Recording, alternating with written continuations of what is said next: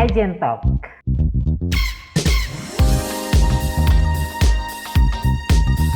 Hari ini saya mau ngobrol dengan seorang anak muda yang cantik dan smart. She is smart dan dia berasal dari iGeneration.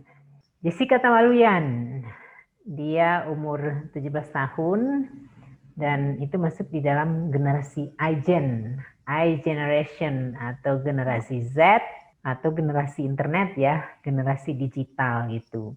Dan itu sesuai banget ya dengan latar belakangnya, backgroundnya Ita tuh. Nah, kamu bisa ceritain kenapa kamu pakai background itu? Ya, jadi sebenarnya kan saya bingung kalau mau pakai background. Kalau Zoom itu lebih bagus pakai background. Cuman waktu saya lihat background yang ada disediakan dari aplikasi Zoom langsung itu sebenarnya sudah biasa sekali dan kurang nyambung dengan konteks diskusi kali ini. Saya pikir, wah kayaknya seru nih kalau cari yang background soal internet. Saya carilah di Google, terus muncul satu film yang ini. Nah, ini namanya film animasi Disney-nya Ralph Breaks the Internet, itu yang kedua, seri kedua, dan ini memang menceritakan soal dua tokoh sahabat ini, mereka berpetualang di dunia internet, seperti itu. Makanya kita kalau di background-nya bisa kelihatan ada Instagram, ada Twitter, WhatsApp, ada Facebook, seperti itu. Jadi saya pikir, wah ini kayaknya cocok lucu. Oke, keren. Jadi ini film ini sudah ada keduanya ya? Ya, ini yang kedua. Oh, tanteku nonton yang pertama. Dan itu memang menarik banget gitu. Aduh, jadi pengen nonton yang kedua.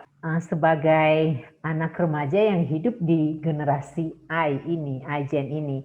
Gimana sih rasanya kamu? Maksudnya kamu menikmati nggak? Ini kan benar-benar udah zaman internet gitu. Kemudian digital itu online, segala sesuatu online. Kan tadinya sekolah harus pergi ke sekolah. Sekarang di rumah udah bisa belajar langsung dengan gadget yang ada di depan mata kamu gitu. Gimana sih rasanya? Sebenarnya itu pengalaman yang seru dan menyenangkan juga sih. Dan karena istilahnya kita benar-benar yang dari masih kecil itu gadget itu masih hanya sebatas SMS dan telepon, tapi sekarang sudah berkembang sampai istilahnya bisa semuanya lewat gadget, lewat HP, mulai dari chattingan, untuk gunakan sosial media, terus untuk hiburan seperti YouTube, untuk searching atau riset, untuk mengerjakan tugas sudah bisa lewat Google, dan sudah dengan mudah sekali, bahkan bisa teknologinya sekarang kan kalau Google tinggal ngomong oke Google, nah terus nanti dia otomatis search apa yang kita mau kan. Jadi itu benar-benar istilahnya opportunity-nya banyak sekali untuk bagi generasi sekarang yang memang hidupnya lahir, berkembang, bertumbuh dikelilingi dengan perkembangan teknologi. Oke. Pastinya ada positif sama negatifnya. Gitu. Positifnya apa? Secara pribadi dampak positif yang saya rasakan itu sebenarnya jadi lebih banyak kemudahan juga untuk istilahnya mengakses hal-hal yang sebenarnya secara fisik jauh dengan kita, tapi dengan adanya internet kita jadi lebih istilahnya batasnya itu bisa dilampaui lagi. Misalnya kita bisa berteman dengan orang dari belahan dunia yang mana dan dari negara apa, itu bisa ketemu dalam satu platform, terus bisa mengakses banyak informasi yang sebenarnya tidak mudah untuk mencari misalnya berita atau keperluan tugas atau sekitar itu dengan gampang sekali kita bisa tahu lewat internet, kita tinggal search dari Google atau sebagainya, seperti itu. Oke, jadi secara pendidikan sangat menolong ya? Sangat menolong. Oke, nah negatifnya apa? Negatifnya mungkin sekarang lebih ke cara bersosialisasi sebenarnya. Karena kan kita sudah sangat nyaman dengan fasilitas yang kita punya, yang kita bisa akses lewat internet, dan kita mungkin cenderung lebih sering menghabiskan waktu bersosialisasi di di sosial media, di aplikasi-aplikasi atau platform media sosial yang memang harus online dibanding kita bertemu secara langsung dengan teman. Nah, kalau misalnya kita ketemu langsung dengan teman, pasti juga tidak akan jauh-jauh dari dunia internet sih. Mungkin buat hal-hal lain yang kita lakukan lewat HP, tapi bisa bersama gitu. Walaupun lebih banyak main HP, kamu merasa masih tetap ada koneksi nggak dengan teman kamu pada waktu itu? Pada waktu seperti itu? Tetap sih, tetap. Kalau waktu ketemu sama teman-teman, hanya beberapa saja teman-teman yang istilahnya yang main game. Tapi yang lain itu misalnya kayak kita cerita atau mungkin akses sosial media atau bisa juga sekarang kan lagi ngetren yang main bareng mabar, yang main game tapi bisa sama teman-teman dalam satu room yang sama, bisa tetap main sama teman-teman. Jadi koneksinya sebenarnya tetap dapat sih. Oke. Luar biasa ya, iGeneration. Kalau di rumah gimana? Di rumah pernah nggak dapat itu ya, maksudnya dikomplain sama mami atau papi gitu, kamu terlalu sibuk dengan gadget kamu. Kalau saudara yang lain mereka masih cenderung kayak main game online. Jadi kalau main game online kan memang istilahnya tidak bisa di pause gamenya, jadi harus terus lanjut kalau istilahnya untuk bertahan dalam game tersebut. Nah, cuman kalau Ika pribadi memang bukan tipe yang suka main game, jadi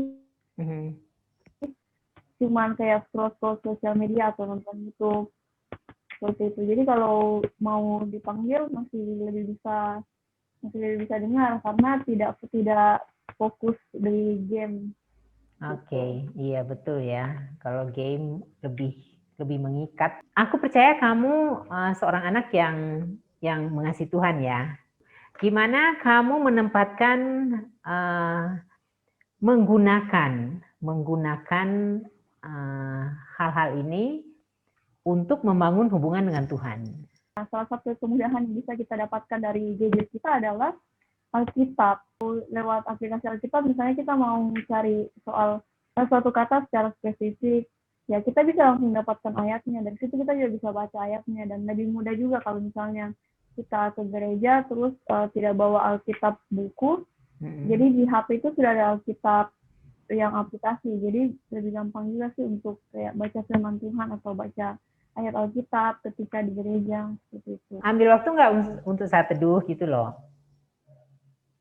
Kalau saat teduh itu semenjak sudah pindah sekolah, kami nih di sini siswanya memang wajib untuk istilahnya saat teduh renungan pribadi. Jadi kalau misalnya pagi-pagi ya saya tinggal buka aplikasi belajar saya, terus saya akses renungannya, saya baca renungannya. Tapi misalnya pagi-pagi atau ketika pas saya bangun, itu pertama kali yang saya lakukan itu buka aplikasi pembelajarannya, terus saya berdoa dulu, saya berdoa untuk baca renungan, terus saya baca renungannya. Setelah baca renungan, lalu saya refleksikan dengan kehidupan pribadi. Jadi nanti kami disuruh untuk buat ya, semacam refleksi, kira-kira apa nih yang kamu dapat dari renungan hari ini, seperti itu. Oke. Sekarang kalau kamu misalnya saat teduh dengan pakai handphone kan gitu, kemudian itu kan sambil online juga kan gitu. Nah, pernah nggak kamu lagi serius, kayaknya lagi connect banget dengan Tuhan, gitu, terus ada keinginan nggak untuk buka misalnya Instagram atau Facebook gitu, atau ada WhatsApp masuk gitu? Gimana? Keganggu nggak? Kalau begitu, kalau kita pribadi, sebenarnya memang terganggu, tapi kita lebih memilih untuk, ya kalau memang saat itu sedang ibadah, ya sebaiknya jangan dibuka, karena itu juga salah satu cara kita menghormati Tuhan gitu. Oke. Walaupun pernah sih, pasti lebih cenderung kayak selalu diingatkan kayak nggak usah buka, tutup karena lagi ibadah, fokus sama Tuhan gitu, seperti itu. Oke, keren. Wah, itu perlu diikutin sama anak-anak remaja atau anak-anak muda yang lain. Sekarang kan masa pandemi ya. Sebelumnya kan sekolah kan pergi ke sekolah, kemudian ketemu teman-teman gitu. Terus tiba-tiba berubah, nggak boleh ke sekolah dan harus belajar di rumah. Masa seperti ini, pengaruhnya apa bagi kamu yang mewakili I generation. Walaupun kalian sudah sibuk banyak dengan gadget di tangan kamu, tapi kan pertemuan atau sosialisasi dengan teman-teman kan itu berbeda. Harus lebih siap lagi dengan teknologi. Yang sebelumnya kalau belajar kan tinggal dari buka textbook, terus menulis di buku, catatan di buku. Tapi sekarang kita harus mendengarkan pelajaran secara online, terus mengumpulkan tugas juga harus online, dikerjakan diketik di komputer atau di laptop misalnya kan. Jadi ya benar-benar harus lebih siap sih dengan adanya teknologi. Oke. Kamu bisa nggak mengatur waktunya? Kan ini belajar sendiri kan, nggak ada guru kan di situ. Kamu bisa ngatur nggak waktu kamu, manage waktu kamu? Kalau itu bisa. Walaupun memang kadang sering seperti apa ya, kayak lebih suka maunya mending santai-santai dulu lah, nanti baru sebentar lagi baru kerja tugas. Tapi kadang juga kayak ada tetap komitmen juga sih, maksudnya belajar untuk mengatur waktu sendiri dari sekarang. Jadi kapan harus belajar, kalau misalnya pembelajaran ada tugasnya, kapan harus kita kerjakan, atau mungkin kita cicil, atau mungkin kita selesaikan langsung dalam satu waktu, lalu segera dikumpul, seperti itu. Jadi nggak pernah telat dong kumpul tugasnya? Selama ini nggak pernah kumpul. Wow. Bagus. Ada lagi yang kamu rasa yang keuntungan bagi kamu di masa pandemi ini? Lebih banyak menghabiskan waktu di rumah sih sama keluarga jadinya. Kan kalau misalnya waktu masih sebelum pandemi sekolahnya harus sekitar 7-8 jam, waktu terbanyak itu ya kita habiskan di sekolah kan. Jadi sama teman-teman, sama guru. Tapi sekarang karena belajarnya di rumah, jadi lebih sering sama keluarga di rumah. Oke, jadi lebih connect ya dengan keluarga. Gimana rasanya kamu seorang anak muda dari generasi iGen punya orang tua yang melayani Tuhan? Apa yang paling kamu syukuri tentang orang tua kamu? Bersyukur karena dengan orang tua dari background misi, dari background pelayanan, kalau misalnya saya butuh support secara istilahnya kerohanian, saya butuh mau bertanya sesuatu, misalnya kan saya bingung, ya saya bisa cerita dengan mudah ke orang tua, dan orang tua juga bisa sampaikan pandangan mereka. Beberapa kali bertanya ke papi, bilang kalau ini artinya bagaimana, kalau ini bagaimana, kok ini begini sih. Jadi lebih sering ada waktu diskusi juga sih sama orang tua.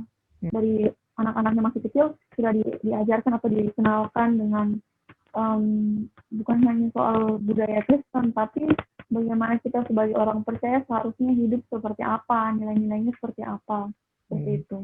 Ya, oke. Tadi kamu ngomong tentang nilai Alkitabiah apa yang ditanamkan oleh mami papi sama kamu, dan apa pengaruhnya nilai-nilai itu bagi kamu saat ini? 2 hal. Yang pertama ketaatan, yang kedua soal beriman sama Tuhan. Karena kalau waktu masih kecil kan kita sering ditinggal orang tua pelayanan. Jadi misalnya apalagi papi kan sering kayak misalnya mau pelayanan keluar kota atau mengajar. Jadi kayak selalu dititip pesan dengar-dengaran kakak-kakak ya, dengar-dengarannya jangan nakal-nakal. Jadi kayak kita juga belajar untuk bagaimana sih menaati orang yang diberikan kepercayaan atau tanggung jawab untuk menjaga kita, seperti itu. Terus yang kedua soal beriman. Nah, saya jadi lebih ada pengalaman itu pasti ketika besar, sudah mulai mengerti kan bagaimana beriman sama Tuhan. Yang awalnya kayak pasti kita merasa lebih aman-aman saja ya kalau soal hidup, karena kita tahu ada orang tua kita yang akan support kita, mereka yang akan menghidupi dan menafkahi kita. Tapi ketika mulai diajarkan soal, saya ingat sekali waktu itu papi dan mami bilang kalau mau minta sesuatu jangan minta sama papi mami, jangan minta sama orang tua, tapi berdoa minta sama Tuhan, karena orang tua kalian ini terbatas, tapi kalian punya Tuhan yang tidak terbatas. Sejak saat itu saya sering jadi tertanam di pikiran sendiri, kalau misalnya mau sesuatu saya berdoa dulu sama Tuhan, saya bilang Tuhan saya pengen sekali ini, saya merasa sepertinya saya perlu ini, tapi saya bingung Tuhan, karena misalnya saya belum bisa kebeli dan saya juga belum mau merepotkan orang tua juga. Saya juga melihat bahwa orang tua saya kan mereka punya beban tanggung jawabnya ya untuk menafkahi keluarga kan. Kita tetap cerita ke orang tua, misalnya apa keinginan saya gitu. Terus ya orang tua saya pasti akan selalu bilang berdoa dulu sama Tuhan, minta sama Tuhan, seperti itu. Wah, luar biasa. Nah, berhubungan dengan nilai-nilai itu, kamu pernah nggak mengalami masa, kan setiap orang, aku rasa dia baik masih muda ataupun sudah lebih lanjut umurnya, setiap orang pernah mengalami masa-masa atau low point di dalam kehidupan mereka.